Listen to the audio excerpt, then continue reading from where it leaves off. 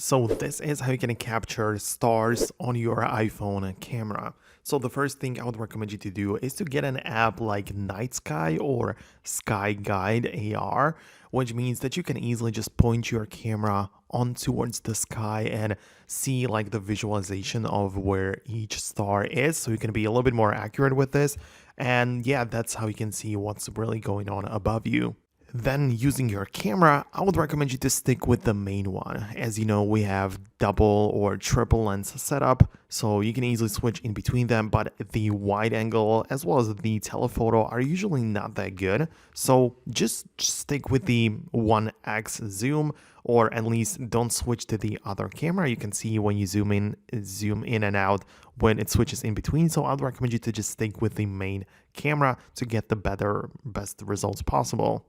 What you can then do is to use the night mode, which is going to appear in the screen as the button right there. You can even tap on it and make it even longer, but it works well automatically. Another way to enhance your photography of the night sky is ideally to use a tripod or be very steady when taking a picture.